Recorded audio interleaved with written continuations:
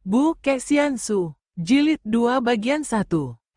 Abis semestinya bagaimana? Tanya orang pertama dari Kisan Enjiohan. Betapapun juga, ia merasa Jerry mendengar nama besar wanita ini, dan mengharapkan wanita itu akan mengalah dan pergi dari situ tanpa mengganggu Sintong. Mata itu tajam mengerling, dan senyumnya penuh arti. Bibirnya penuh tantangan. Mestinya kita bermain cinta memadu kasih. Perempuan hina, jalang, siluman betina. 5 orang itu telah mencabut senjata masing-masing, yaitu senjata golok besar yang selama ini telah mengangkat nama mereka di dunia Kangou. Kelima orang pendekar ini memang merupakan ahli-ahli bermain golok dengan ilmu Hoa San Tu Hoat yang terkenal. Selain itu, mereka semua mahir akan ilmu menotok jalan darah yang bernama Sam Chitiam Hoat, yaitu ilmu menotok menggunakan 3 buah jari tangan. Siat, sing, hahaha, bagus. Kalian memang gagah sekali bermain golok, tentu lebih gagah kalau bermain cinta, hai hik. Kiam Mo Chai Li mengelak, dan tiba-tiba payung hitamnya berkembang terbuka. Payung itu merupakan senjata istimewa, terbuat dari baja yang kuat, dan kainnya terbuat dari kulit badak yang kering dan sudah dimasak lemas. Namun, kuatnya luar biasa, sehingga dapat menahan bacokan senjata tajam. Adapun ujung payung itu meruncing, merupakan ujung pedang, dan gagangnya yang melengkung itu pun dapat digunakan sebagai senjata kaitan yang lihai. Terang, bunga api berpijar ketika golok-golok itu tertangkis oleh payung. Kini tubuh wanita itu tertutup payung yang berkembang dan berputar-putar. Maka, sukarlah bagi 5 orang itu untuk menyerangnya dari depan. Mereka lalu berloncatan dan mengurung wanita itu. Hai hik, hayo keroyoklah. Kalau baru kalian 5 orang ini saja, masih terlampau sedikit bagiku. Hai hik, hendak kulihat sampai di mana kekuatan kalian, apakah patut untuk menjadi lawan-lawanku untuk bermain cinta? Perempuan rendah. Orang pertama dari 5 pendekar itu marah sekali. Goloknya menyambar dahsyat, tapi tiba-tiba golok itu terhenti di tengah udara karena telah terikat oleh sebuah benda hitam panjang yang lembut. Kiranya wanita itu telah melepas gelung rambutnya, dan ternyata rambut itu panjangnya sampai ke bawah pinggulnya. Rambut yang gemuk, hitam, panjang, dan harum baunya. Bahkan bukan itu saja keistimewaannya. Rambut itu dapat dipergunakan sebagai senjata ampuh, sebagai cambuk yang kini berhasil membelit golok orang pertama dari Kisan Enjiohan. Sebelum orang ini sempat menarik goloknya, tangan kiri Kiam Mo Chai Li bergerak menghantam tengkuk orang itu dengan tangan miring. Krek, laki-laki itu mengeluh dan roboh, tak dapat bangkit kembali, karena dia telah terkena totokan istimewa yang membuat tubuhnya lumpuh, sungguh pun dia masih dapat melihat dan mendengar. 4 orang lainnya terkejut dan marah sekali. Mereka memutar golok lebih gencar lagi, bahkan kini tangan kiri mereka membantu dengan serangan totokan Sam Chitiam Hoat yang ampuh. Namun orang yang mereka keroyok itu tertawa-tawa mempermainkan mereka. Setiap serangan golok dapat dihalau dengan mudah oleh payung yang diputar-putar.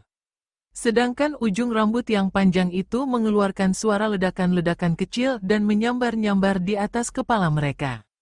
Rambut itu tidak menyerang, hanya mendatangkan kepanikan saja, karena memang dipergunakan untuk mempermainkan mereka.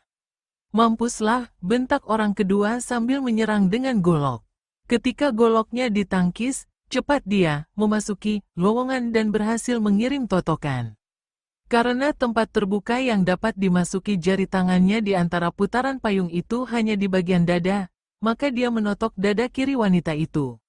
Dalam keadaan seperti itu, menghadapi lawan yang amat tangguh, pendekar ini sudah tidak mau lagi mempergunakan sopan santun.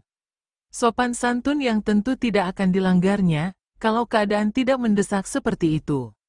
Kas, 3 buah jari tangan itu tepat mengenai buah dada kiri yang besar, tapi dia hanya merasakan sesuatu yang lunak, hangat. Wanita itu sama sekali tidak terpengaruh, bahkan mengerling dan berkata, "Ih, kau bersemangat benar, tampan. Belum apa-apa sudah main colek dada, hihik." Tentu saja pendekar ini menjadi merah sekali mukanya. Dia merasa malu, akan tetapi juga penasaran. Ilmu totok yang dimilikinya sudah terkenal dan belum pernah gagal. Tadi jelas dia telah menotok jalan darah yang amat berbahaya di dada wanita itu. Tapi mengapa wanita itu sama sekali tidak merasakan apa-apa, bahkan menyindirnya dan dianggap dia mencolek dada? Dengan marah dia menerjang lagi bersama 3 orang sutenya. Sudah cukup, sudah cukup. Rebah dan beristirahatlah kalian. Tiba-tiba payung itu tertutup kembali, berubah menjadi pedang yang aneh, dan segulung sinar hitam menyambar-nyambar mendesak 4 orang itu. Kemudian, dari atas terdengar ledakan-ledakan, dan berturut-turut 3 orang lagi roboh terkena totokan ujung rambut wanita sakti itu. Seperti orang pertama, mereka ini pun roboh tertotok dan lumpuh. Mereka hanya dapat memandang dengan mata terbelalak, namun tidak mampu menggerakkan kaki tangan mereka. Orang termuda dari mereka kaget setengah mati melihat betapa 4 orang suhengnya telah roboh. Namun dia tidak menjadi gentar. Bahkan dengan kemarahan dan kebencian meluap dia memaki, perempuan hina, pelacur rendah, siluman betina. Aku takkan mau sudah sebelum dapat membunuhmu. Kau penuh semangat, akan tetapi mulutmu penuh makian menyebalkan hatiku. Golok itu tertangkis oleh payung sedemikian kerasnya sehingga terpental. Sebelum laki-laki itu dapat mengelak, sinar hitam menyambar dan ujung rambut telah membelit lehernya. Pria itu berusaha sekuat tenaga untuk melepaskan libatan rambut dari lehernya dengan kedua tangan. Akan tetapi, begitu wanita itu menggerakkan kepalanya, rambutnya terpecah menjadi banyak gumpalan, dan tahu-tahu kedua pergelangan lengan orang itu pun sudah terbelit rambut yang seolah-olah hidup seperti ular-ular hitam yang kuat. Nah, kesinilah, tampan. Mendekatlah, kekasih. Kau perlu dihajar agar tidak suka memaki lagi.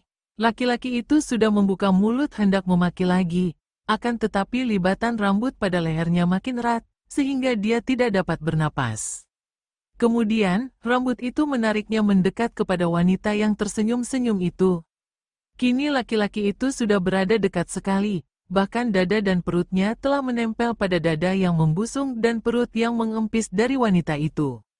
Tercium olehnya bau wangi yang aneh dan memabokkan. Akan tetapi, karena lehernya terbelit kuat-kuat dan napasnya tak dapat lancar, maka dia terpaksa menjulurkan lidahnya keluar. Kau perlu diberi sedikit hajaran, tampan?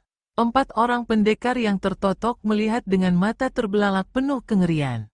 Wanita itu kini mendekatkan muka sute mereka yang termuda. Kemudian, membuka mulut dan mencium mulut sute mereka yang terbuka dan lidah yang terjulur keluar itu. Mereka melihat tubuh sute mereka berkelojot sedikit seperti menahan sakit. Mata sute mereka terbelalak, namun wanita itu terus mencium dan menutup mulut pria itu dengan mulutnya sendiri yang lebar. Tak dapat terlihat oleh 4 orang pendekar itu, betapa wanita yang kejam dan keji seperti iblis itu telah menggunakan giginya untuk menggigit sampai terluka lidah sute mereka yang terjulur keluar, kemudian menghisap darah dari luka di lidah itu. Mereka berempat hanya melihat betapa wanita itu memejamkan mata. Baru sekarang mereka melihat wanita itu memejamkan mata, kelihatan penuh nikmat. Akan tetapi, wajah sute mereka makin pucat, dan mata sute mereka yang terbelalak itu membayangkan kenyarian dan ketakutan yang hebat. Agaknya wanita itu tidak puas karena darah yang dihisapnya kurang banyak. Maka, kini dia melepaskan mulut pemuda itu dan memindahkan ciuman mulutnya ke leher si pemuda. Dapat dibayangkan betapa kaget 4 orang pendekar itu melihat bahwa mulut sute mereka penuh warna merah darah.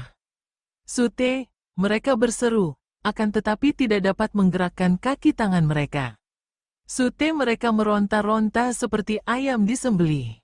Matanya melotot memandang ke arah para suhengnya seperti orang minta tolong.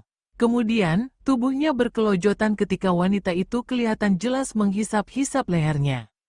Ternyata bahwa urat besar di lehernya telah ditembusi gigi yang meruncing, dan kini dengan sepuasnya wanita itu menghisap darah yang membanjir keluar dari urat di leher itu. Mata yang melotot itu makin hilang sinarnya dan pudar, wajahnya makin pucat, dan akhirnya tubuh yang meregang-regang itu lemas. Orang termuda itu pingsan karena kehilangan banyak darah, ketakutan, dan nyeri. Kiam Mo Chaili melepaskan libatan rambutnya, dan tubuh itu terguling roboh, terlentang dengan muka pucat dan napas terengah-engah. Sute, kembali mereka mengeluh. Dan dengan penuh kengerian, mereka melihat betapa wanita itu menggunakan lidahnya yang kecil, merah, dan meruncing itu untuk menjilati darah yang masih belepotan di bibirnya yang menjadi makin merah. Wajahnya kemerahan, segar seperti kembang mendapat siraman, berseri-seri. Dan ketika dia mendekati 4 orang itu, mereka terbelalak penuh kengerian. Akan tetapi, wanita itu tidak menyerang mereka. Agaknya dia sudah puas menghisap darah orang termuda tadi. Hanya kini kedua tangannya bergerak-gerak. Dan sekali renggut saja, pakaian 4 orang itu telah koyak-koyak. Kemudian dia bangkit berdiri. Dengan gerakan memikat seperti seorang penari telanjang, dia membuka pakaiannya, menanggalkan satu demi satu sambil menari-nari. Sampai dia bertelanjang bulat sama sekali di depan 4 orang itu yang membuang muka dengan perasaan ngeri dan sebal. Kalian layanilah aku, puaskanlah aku, senangkan hatiku, dan aku akan membebaskan kalian berlima. Lihat, bukankah tubuhku menarik? Aku hanya ingin mendapatkan cinta kalian, aku tidak menginginkan nyawa kalian. Cih, siluman betina, kau anggap kami ini orang-orang apa? Kami adalah murid Hoa Sanpai yang tidak takut mati. 1000 kali lebih baik mampus daripada memenuhi seleramu yang terkutuk melayani nafsu berahimu yang menjijikan, kata 4 orang itu saling susul dan saling bantu. Kiam Mo Chaili tersenyum. Hai Hik, begitukah? Kalau begitu, baiklah, kalian melayani aku sampai mampus. Dia lalu membungkuk dan menarik lengan seorang di antara mereka. Kemudian, menggunakan kuku jari kelingking kiri menggurat beberapa tempat di punggung dan tengkuk pria ini. Orang itu menggigit bibir menahan sakit. Akan tetapi, karena dia tidak mampu mengerahkan sinkang, dia tidak dapat melawan pengaruh hebat yang menggetarkan tubuhnya melalui luka-luka goresan kuku beracun dari kelingking itu. Mukanya menjadi merah, juga matanya menjadi merah, dan napasnya terengah-engah. 3 orang pendekar yang lain memandang penuh kekhawatiran dan kengerian. Tiba-tiba wanita itu terkekeh, menggunakan tangan membebaskan totokan sehingga orang itu dapat menggerakkan kaki tangannya. Dan terjadilah hal yang membuat 3 orang pendekar yang masih rebah lumpuh itu terbelalak penuh kengerian. Mereka melihat sute mereka itu seperti seorang gila menerkam dan mendekap tubuh wanita itu penuh gairah nafsu. Dengan mata terbelalak mereka melihat betapa wanita itu menyambutnya dengan kedua lengan terbuka, bergulingan di atas rumput. Dan tampak betapa wanita itu membiarkan dirinya diciumi, kemudian mengalihkan mulutnya yang lebar ke leher sute mereka. Mereka bertiga terpaksa memejamkan mata agar tidak usah menyaksikan peristiwa yang memalukan dan terkutuk itu. Mereka mengerti bahwa sute mereka melakukan hal terkutuk itu karena terpengaruh oleh racun yang diguratkan oleh kuku jari kelingking si iblis betina. Mereka tahu pula bahwa sute mereka yang diamuk pengaruh jahanam itu tidak tahu bahwa darahnya dihisap oleh wanita itu. Yang seperti telah dilakukan pada orang pertama tadi, kini juga menghisap darahnya sepuas hatinya. Dapat diduga lebih dahulu, bahwa 3 orang yang lain juga mengalami siksaan yang sama, tanpa dapat berdaya apa-apa, tanpa dapat melawan sama sekali. Hal ini dilakukan berturut-turut oleh Kiam Mo Chaili. Dan, 3 hari 3 malam kemudian dia meninggalkan tempat itu sambil menjilat-jilat bibirnya penuh kepuasan. Setelah dia melempar kerling ke arah 5 tubuh telanjang yang sudah menjadi mayat semua itu, bergegas dia pergi mendaki Zhenghua untuk mencari sintong yang amat diinginkan. 5 orang Kisan Enjiohohan itu mengalami kematian yang amat mengerikan. Tubuh mereka kehabisan darah, kulit mengeriput. Mereka seperti 5 ekor lalat yang terjebak ke sarang laba-laba. Setelah semua darah mereka disedot habis oleh laba-laba, mayat mereka yang sudah kering dan habis sarinya itu dilemparkan begitu saja. Kuasin Liong, atau yang lebih terkenal dengan nama panggilan Sintong, pada pagi hari itu seperti biasa setelah mandi cahaya matahari, lalu menjemur obat-obatan. Tidak lama kemudian, berturut-turut datanglah orang-orang dusun yang membutuhkan bahan obat untuk bermacam penyakit yang mereka derita. Sintong mendengarkan dengan sabar keluhan dan keterangan mereka tentang sakit yang mereka derita, menyiapkan obat-obat untuk mereka semua dengan hati penuh belas kasihan. Semua ada 11 orang dusun, tua, muda, laki, perempuan, yang memandang kepada bocah itu dengan sinar mata penuh kagum dan pemujaan. Baru bertemu dan memandang wajah Sintong itu saja, mereka sudah merasa banyak berkurang penderitaan sakit mereka. Seolah-olah ada wibawa yang keluar dari wajah bocah penuh kasih sayang itu, yang meringankan rasa sakit yang mereka derita. Tentu saja hal ini sebenarnya terjadi karena kepercayaan mereka yang penuh bahwa bocah itu akan dapat menyembuhkan penyakit mereka, sehingga keyakinan ini sendiri sudah merupakan obat yang manjur. Dan bocah ajaib itu memang bukanlah seorang dukun yang menggunakan kemukjizatan dan sulap atau sihir untuk mengobati orang, melainkan berdasarkan ilmu pengobatan yang wajar. Dia memilih buah, daun, bunga, atau akar obat yang memang mengandung khasiat yang tepat atau daya penyembuh terhadap penyakit-penyakit tertentu itu. Tiba-tiba terdengar nyanyian yang makin lama makin jelas terdengar oleh mereka semua.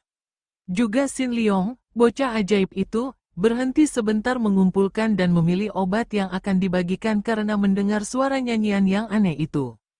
Akan tetapi, begitu kata-kata nyanyian itu dimengertinya, dia mengerutkan alisnya dan menggeleng-geleng kepala.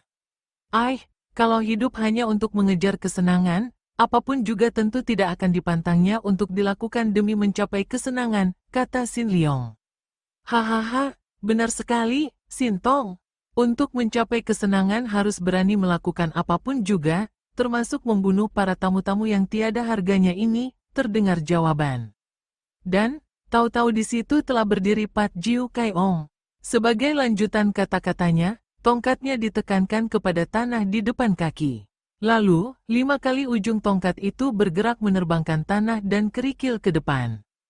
Tampak sinar hitam berkelebat menyambar 5 kali, disusul jerit-jerit kesakitan, dan robohlah berturut-turut 5 orang dusun yang berada di depan Sin Leong. Mereka roboh dan berkelojotan, kemudian tewas seketika karena tanah dan kerikil itu masuk ke dalam kepala mereka. Hai Hik, kepandaian seperti itu saja dipamerkan di depan Sintong.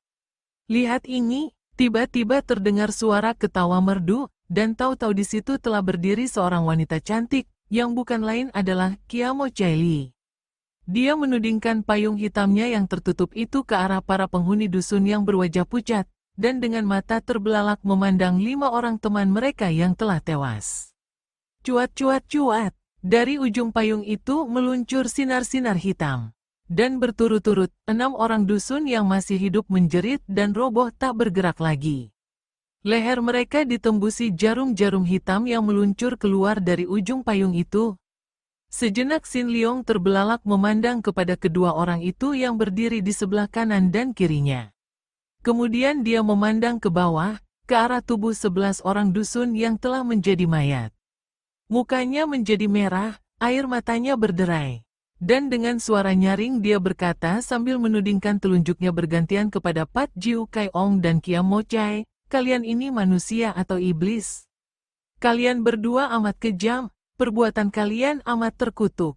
Membunuh orang-orang tak berdosa, seolah kalian pandai menghidupkan orang. Bocah itu memandang kepada 11 mayat dan sesenggukan menangis. Hai Hik, Sintong yang baik, apakah kau takut kubunuh? Jangan khawatir. Aku datang bukan untuk membunuhmu, kata Kiamo Chaili. Ia agak kecewa melihat betapa bocah ajaib itu menangis dan membayangkannya ketakutan. Sin Leong mengangkat muka memandang wanita itu. Biarpun air matanya masih berderai turun, namun pandang matanya sama sekali tidak membayangkan ketakutan.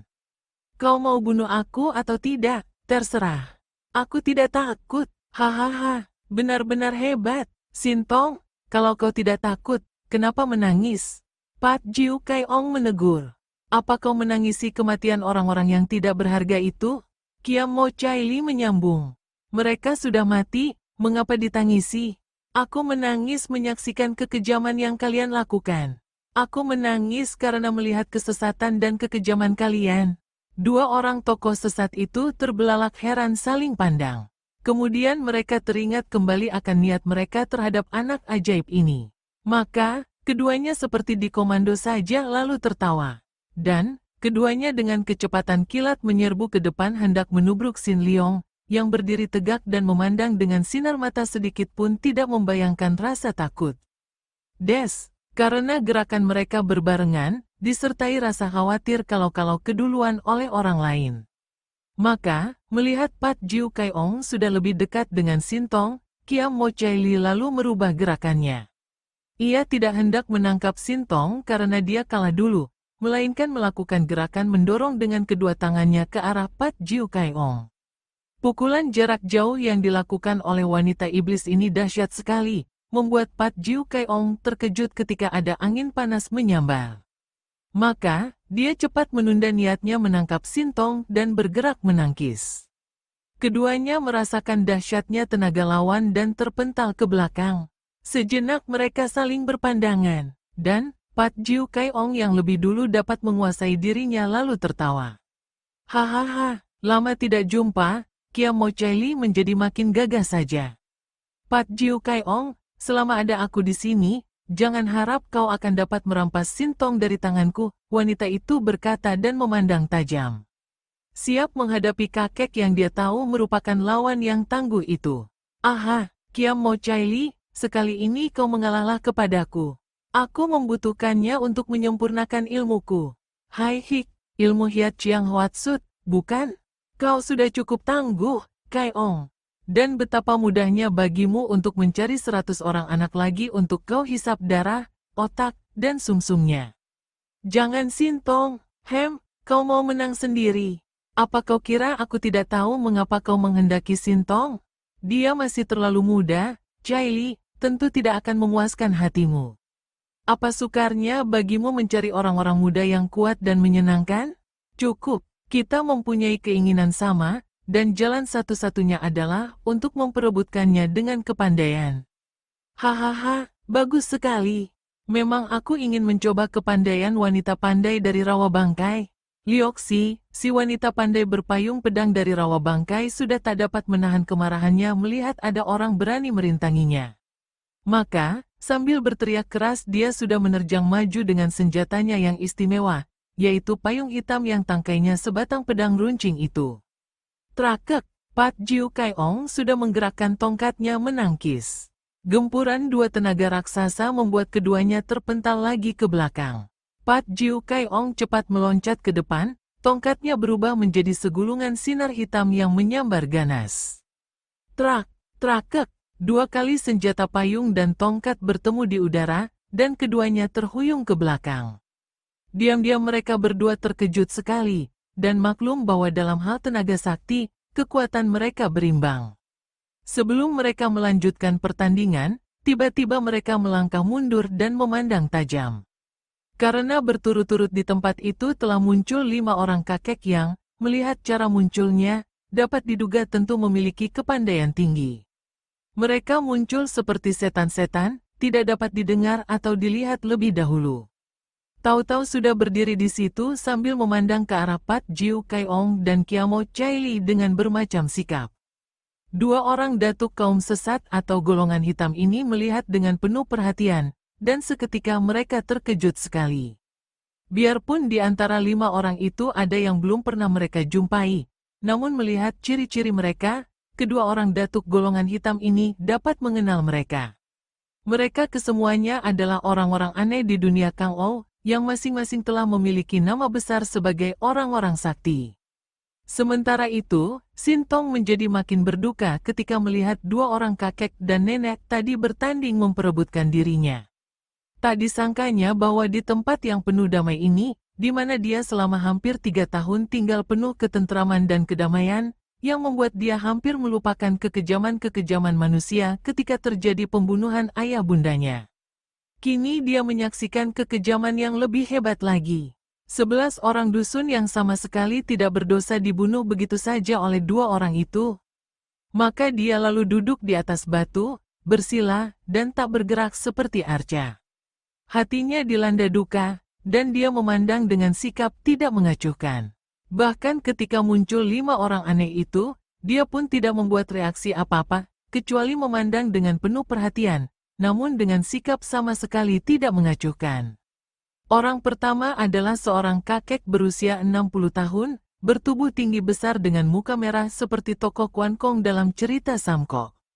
Ia kelihatan gagah sekali, Di punggungnya tampak dua batang pedang menyilang, matanya lebar, alisnya tebal, dan suaranya nyaring ketika dia tertawa.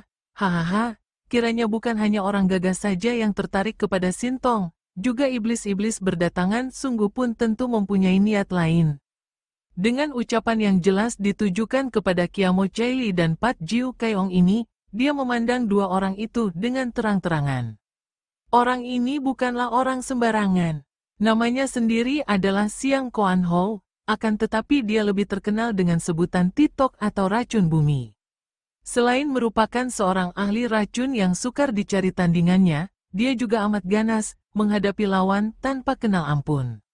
Selain itu, juga dia amat jujur dan blak-blakan, bicara dan bertindak tanpa pura-pura lagi. Ilmu silatnya tinggi sekali. Dan yang paling terkenal sehingga menggegerkan dunia persilatan adalah ilmu pukulannya yang disebut Pek Lui Kun atau ilmu silat tangan kilat, dan ilmu pedangnya Bantok Siang Kiam atau sepasang pedang selaksa racun. Tidak ada orang yang tahu di mana tempat tinggalnya, karena memang dia seorang perantau yang muncul di mana saja secara tak terduga-duga, seperti kemunculannya sekarang ini di hutan seribu bunga. Bekas suteku yang tetap goblok, kata orang kedua. Masa masih tidak mengerti apa yang dikehendaki dua iblis ini? Jembel busuk itu tentu ingin menghisap darah dan otak Sintong untuk menyempurnakan ilmu iblisnya Hiat Chiang Hwatsut. Sedangkan iblis betina genit ini, apalagi yang dicari kecuali sari kejantanan Sintong? Hayo kalian menyangkal, hendak kulihat apakah kalian begitu tak tahu malu untuk menyangkal. Orang yang kata-katanya amat menusuk ini adalah seorang kakek yang beberapa tahun lebih tua daripada Titok, bahkan menyebut Titok sebagai bekas sutenya karena memang demikian. Dia bertubuh tinggi kurus dan mukanya seperti tengkorak mengerikan. Di ketiaknya terselip sebatang tongkat panjang. Dan gerak-geriknya ketika bicara seperti seekor monyet yang tak mau diam, bahkan kadang-kadang menggaruk-garuk kepala atau pantatnya. Matanya liar memandang ke kanan-kiri. Inilah dia tokoh hebat yang berjuluk Tiantok atau racun langit, bekas Suheng Titok yang memiliki kepandaian khas. Selain lihai dalam hal racun sesuai dengan nama dan julukannya, juga dia adalah seorang pemuja Kau Cetian atau Cetian Taiseng, si raja monyet itu. Senjatanya sebatang tongkat yang dia beri nama Kim Kau Pang seperti tongkat si raja monyet. Juga dia telah menciptakan ilmu silat tangan kosong yang meniru gerak-gerik seekor monyet yang diberinya nama Sin Kau Kun atau ilmu silat monyet sakti. Seperti juga Titok, dia tidak mempunyai tempat tinggal yang tetap. Dan tidak ada yang tahu lagi nama aslinya, yaitu Bong Sekbin. Setelah ada aku di sini, jangan harap segala macam iblis dapat berbuat sesuka hati sendiri, kata orang ketiga. Suaranya kasar dan keras. Pandang matanya seperti ujung pedang menusuk.